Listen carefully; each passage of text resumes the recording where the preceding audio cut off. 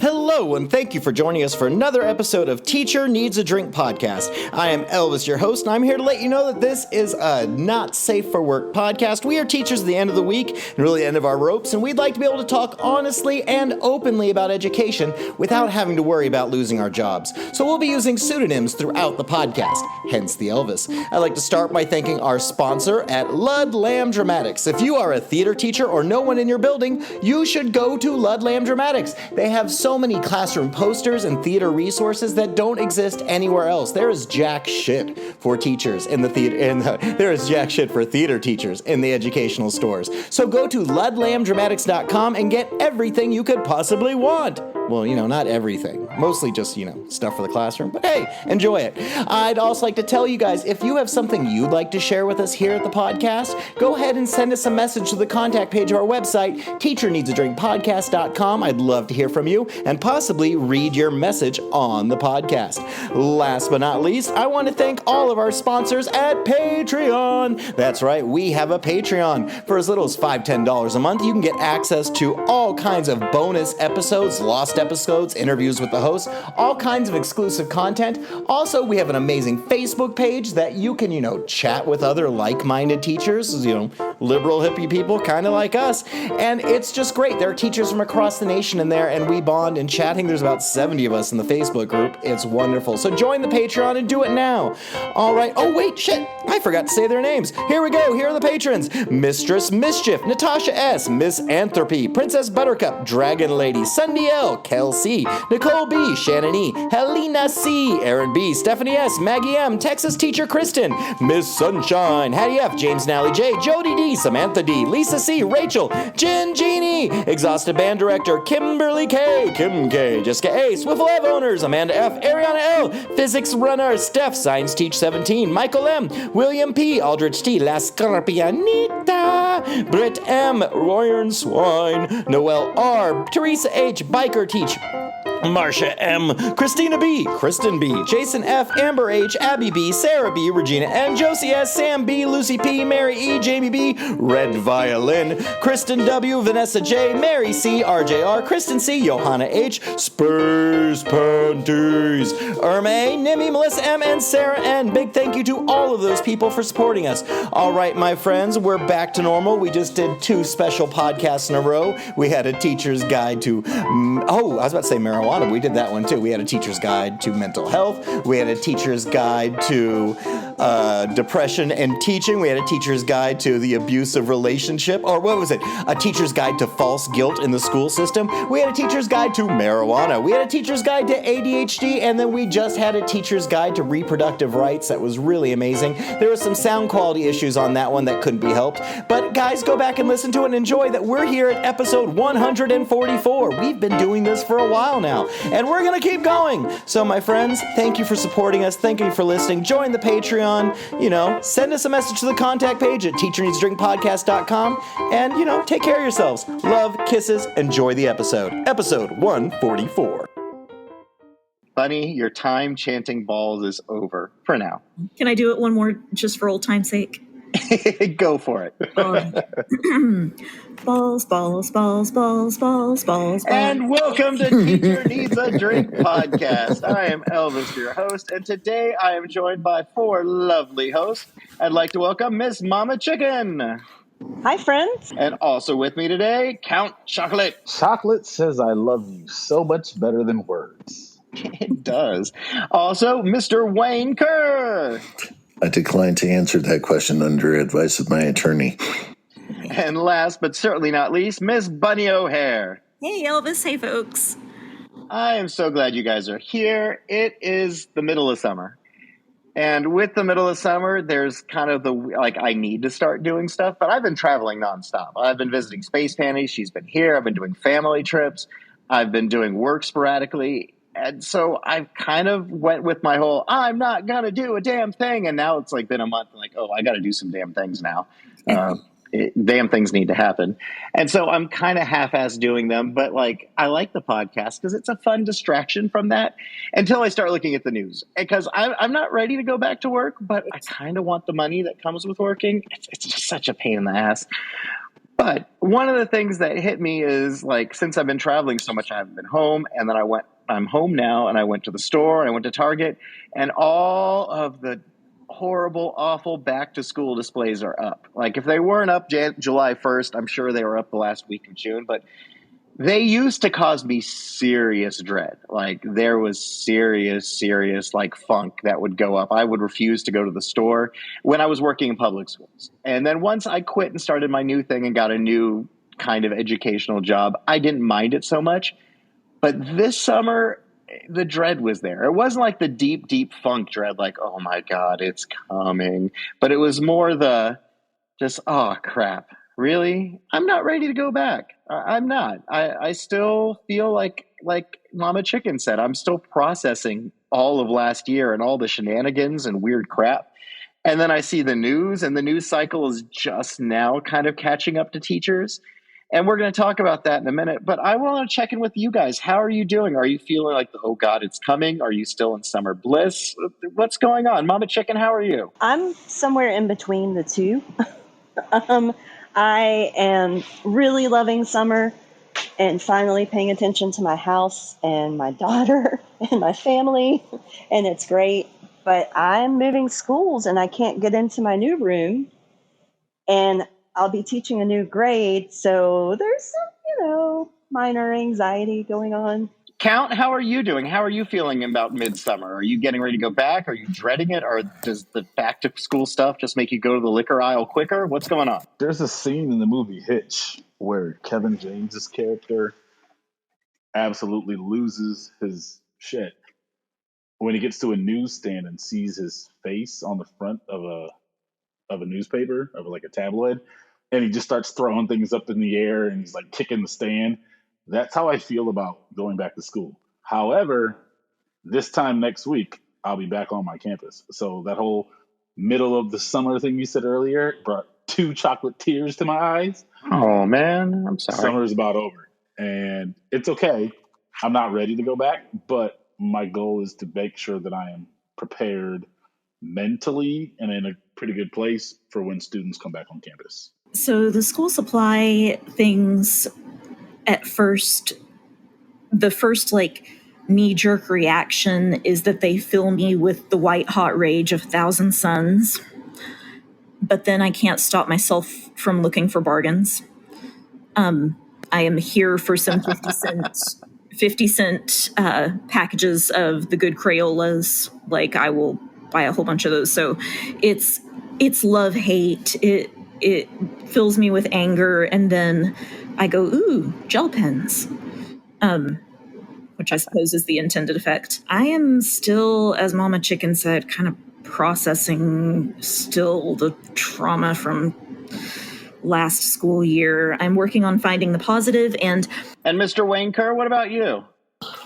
I mean, I'll just go ahead and be honest that like last week I've had what I refer to as my first work mirror. I purposely, when going into the grocery store, make a route to not go anywhere near where I know the displays are going to be because it just pisses me off. While we were on vacation, we stopped into a Walmart up there, and obviously I've never been to this Walmart. So walk in there and there's the damn back to school shit already. I was like, you even got me on vacation, you motherfuckers. See how it is. This article is from WFYI Indianapolis, and it's by Lee V. Gaines, and the article is titled, Indiana's Teacher Shortage Has Some Schools Scrambling. Matt Shockley needs 2 math teachers and has 0 applicants. Shockley is principal of Avon High School, located 14 miles of downtown Indianapolis. Avon students return to school at the end of this month, and if Shockley can't fill those positions, class sizes could increase, or students might be left with a long-term substitute who might not be qualified to teach the subject. This is the most challenging hiring climate I've had in my 18 years of being a principal, Shockley said. It has been very difficult. There are more than 2,300 teaching positions posted on the Indiana Department of Education's online job board as of July 7th. Additionally, there are nearly 900 open student support positions like school counselors, classroom aides, and cafeteria employees. Summer is typically a busy hiring season for schools, and it's unclear if these vacancies represent a worsening teacher shortage. But principals like Shockley's have an urgent need for teachers and support staff. Shockley says he's hired 24 teachers so far this year, a greater number than previous years due to the loss of employees through retirement, stress of the job, or other reasons. He said the COVID-19 pandemic and its effects on students and teachers have driven some educators to leave the field. I had relatively new teachers that have been in the teaching field for 2 or 3 years and just said, you know what, I can't do this. It's been way too challenging over the last couple of years with the stresses of COVID. Shockley said the combination of retirements and teachers leaving, along with a shallow candidate pool, means districts are competing with one another for teachers that are already in the field. It's been really about kind of stealing from each other and hiring from each other. That's what we've been doing this season, Shockley said. Now, just to interrupt, from what I know, schools have been doing that forever, stealing and hiring from each other. But back to the article. Indiana also lags behind its neighboring states in average teacher salary, according to data from the NEA, National Education Association. The average teacher salary for Indiana teachers was about $53,000 during the 2021 school year, compared to nearly $71,000 for Illinois teachers and roughly $64,000 for Michigan teachers and $54,000 for Kentucky teachers. Additionally, Shockley says a growing distrust of teachers and the education system, as evidenced in proposal of curriculum bills and other legislation that seeks to control what can and cannot be said in the classroom, has caused some to look for careers outside education. To help cope with the shortage of candidates, Shockley said the district has relied more heavily on emergency permits. Those are temporary credentials that allow people who aren't licensed to teach a certain subject. They're used when schools can't find a qualified teacher for the job. Emergency permit holders must have a bachelor's degree and be working towards a license in that subject area. I'm very concerned about our ability to attract and hire the best and the brightest in the field of education, Shockley said. We're just not finding those candidates right now, and I'm concerned about our ability to continue programs in areas where we might not be able to find individuals qualified to teach those areas. Lisa Soto-Kyle, Director of Human Resources for the Penn Harris Madison School Corporation, sees fewer students enrolled in teacher prep programs and fewer applicants for teaching jobs compared to a decade ago. Soto-Kyle said the district, located between South Bend and Eckhart in Indiana, has been fortunate that they've been able to replace the 65 staff members who retired last year. And they've also been able to add additional positions. This year, they had 55 teachers retire. Soto-Kyle said the shortage in her district is more acute for hourly employees, like teachers' aides for students who have disabilities, food service workers, custodians, and bus drivers. In total, she said they have 35 openings across all categories for support staff. She said the shortage has gotten worse in recent years, and the district has put more resources into recruiting. You can drive by our schools and see buses with banners. We are working collaborative to assist our recruiting efforts. We've got to get creative in what we're doing to get young people into the field of education. That could include recruiting students in high school and offering benefits like free tuition in exchange for several years of teaching service. Ooh, I got shit to say about that. Mick Roberts said the field also needs to look at immediate solutions, like offering financial incentives to get teachers who have left to come back. While they are concerned about the pervasiveness of emergency permits and a new law that allows for adjunct teacher permits, he said administrators need licensing flexibility to staff schools. They've got to find some people, to get in these classrooms. So it's an immediate concern and a problem, and it's also a long-term problem that we have to get figured out. It's not the narrative that's the problem, it's the actual fucking situation. Yeah, it goes from, the thing is, they're phrasing it, this is a staffing shortage. No, it's a pay problem. It's a respect problem. And they're talking about what they need to do to make it more attractive to young people. Maybe pay them. Pay them. Pay people sometimes. The thing about we've put banners on the sides of buses. I'm like, the problem isn't that people don't know you're hiring. This is not news to people. The problem is they don't want the job. So what are you doing about that? Yeah, the job sucks right now. It's not that people are not aware there's a shortage. I don't know.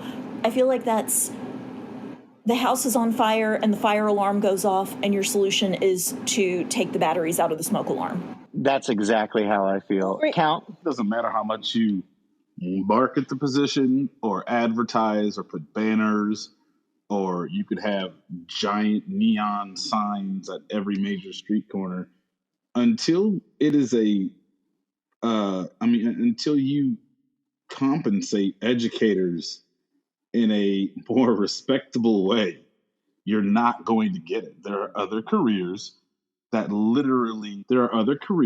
where you don't have to be in front of students and cater to all their needs, which we do, and address every single little idiosyncrasy that every child has, and kind of like tailor make their education with less stress and without parents supervising you. Like, no, like this isn't the easiest profession to get into, and you deserve to be compensated for it.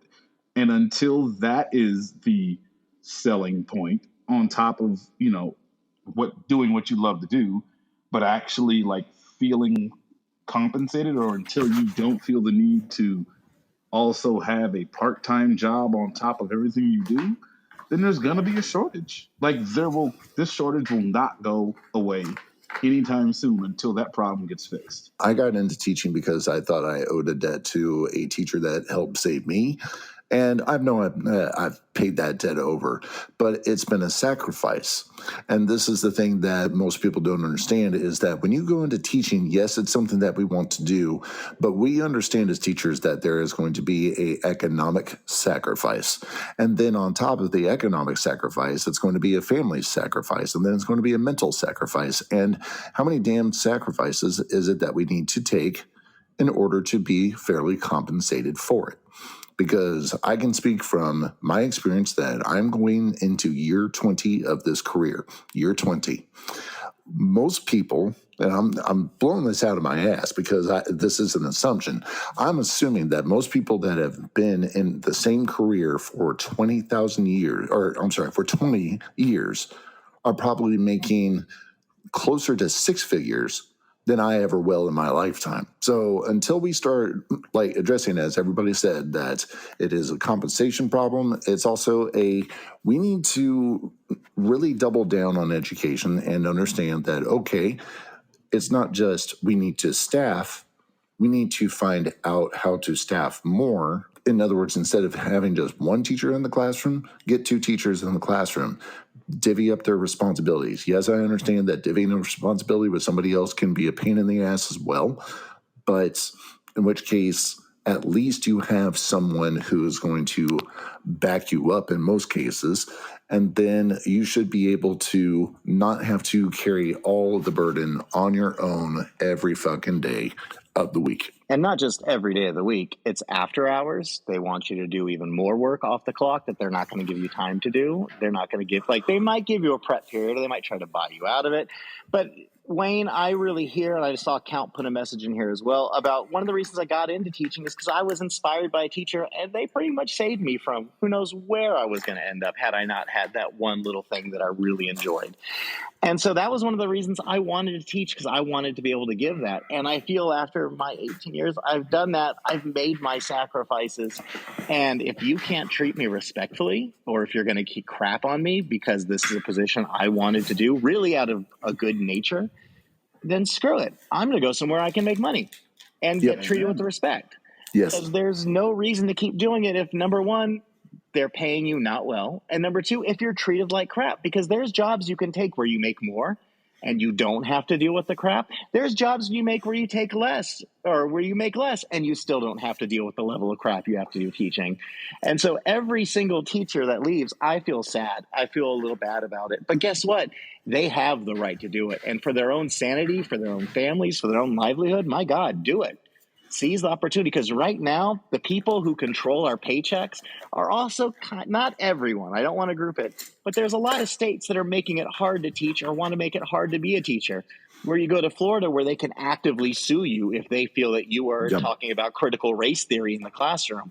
And everyone's like, well, you shouldn't be doing that anyway. Yeah, but the thing is, what if I'm not talking about critical race theory and some third-hand parent who's got too much money on lawyers can just go blow it and decide to sue me because what they heard third hand from their kid and it's not documented anywhere is going to get me fired and sued? Why would I want to teach in that environment? Why would I want to cater? Right now, there was an article, I didn't bring it in because it depressed the fuck out of me, that in Florida, it's been passed because, Florida's kind of winning this race to the bottom at the moment. Texas was in there. Well, Texas is still It's still screwing the there. pooch. But as far as education is concerned, Florida's taking the lead on this one, where all higher education professionals need to register, not anonymously, their political stance. Which I think is a total violation of. And it's going to, because they want to make sure that, it's not just all liberal teachers there. And so we can make sure that they hire the other side. What the fuck is that? And what's really sad, the people that are pushing this and making it mandatory that we have, all sides representative are the exact same sides who were so pissed off about affirmative action in the 80s that you might need to hire people who aren't white. And they're pushing this agenda that is exactly what they were pissed off about because they want to make sure that their views are seen and heard. But we even had something posted. I'm sorry, I'm on my soapbox right now. But we even had something posted this week that if you're okay with having Muslim, Jewish, or Hindu students sit through a Christian prayer in public school and not okay with having a Christian student sit through Muslim, Jewish, or Hindu prayer, then it's not religious freedom, it's religious oppression. And that's kind of what I feel right now. It's not that they want other sides heard. They just really only want their side heard right now. And it's making education unbearable. Why would you want to teach in this environment? Mama Chicken, I haven't given you a chance to voice your opinion. What do you think about this article about teaching shortages? Remember when teaching used to be kind of a respected profession, that teachers were treated like professionals? I mean, I believe there was a time when that happened.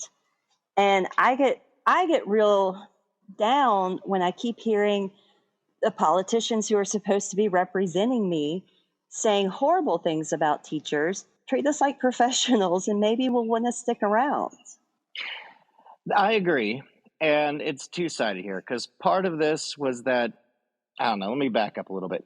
I agree. I think education used to be a respected profession, but it got painted and it got targeted. And somewhere along the line in the last 20 years, 30 years, could be even longer. It's been a long, slow thing. It began to come that if you're not making a lot of money, you're a loser. That doesn't matter if you're an artist or you're doing a craft or you're doing a respect profession, that if you're just not making that money, you're a loser. And you just, you aren't trying that hard. You don't care. Because, if you did care, you would have more money and you would do other things. And it's been positioned like that. And then we had presidents themselves calling us loser teachers in their speeches because they didn't like what they were hearing. And yeah, no, that's going to devolve it because right now it's coming to the point where why are you still teaching if they treat you like crap? It's the abusive relationship thing again. Like, why are you with that person if they beat you and humiliate you and take all your money? Any other profession, even in other government jobs, if there is a shortage, they raise the pay so that people will want the job. They make it competitive.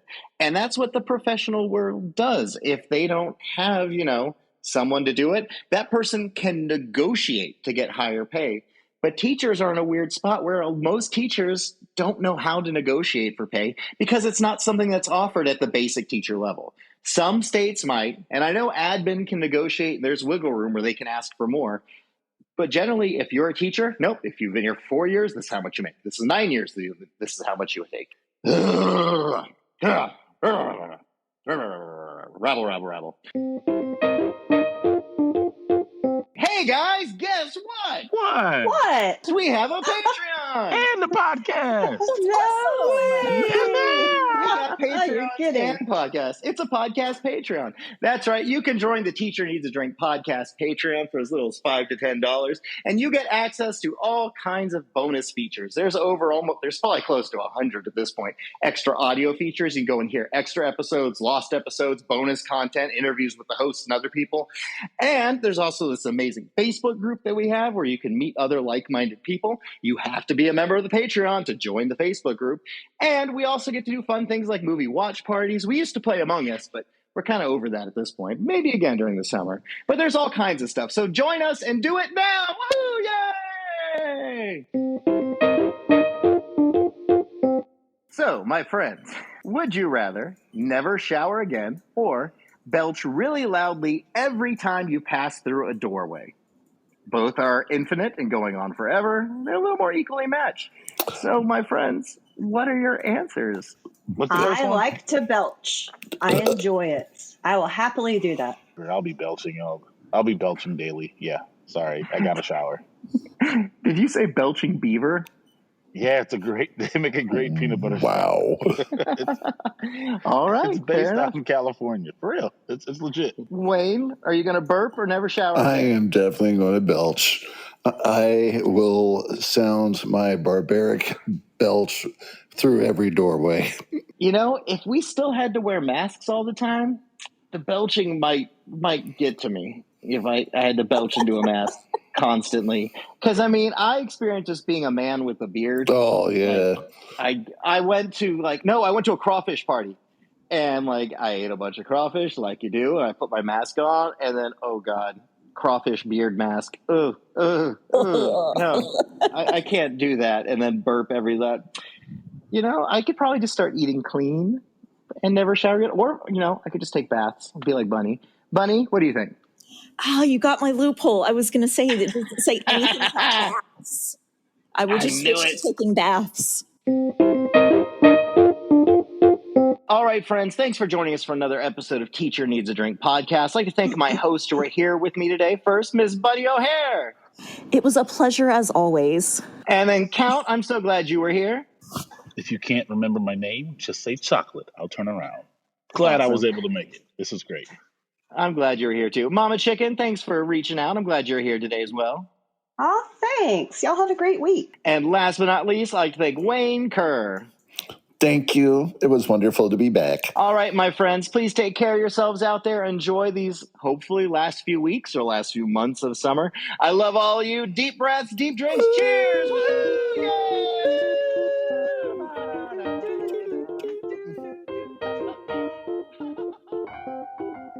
All right, my friends, thank you for joining us for another episode of Teacher Needs a Drink podcast. Teacher Needs a Drink podcast comes out every Wednesday and is proudly sponsored by Lud Lamb Dramatics. If you're a theater teacher and you need a poster or something for your classroom, go to ludlambdramatics.com. They love us, so we love them. Also, please, if you have something you'd like to share with us, go ahead and shoot us a message to the contact page of our website, teacherneedsdrinkpodcast.com. Last but not least, thank you to all of our patrons out there. If you love the podcast, have already listened to everything and want to hear more, go join the Patreon. For as little as $5 to $10 a month, you can join and get access to almost 100 different special exclusive audio recordings that are only available on the Patreon. We also have an amazing Facebook group, as well as lots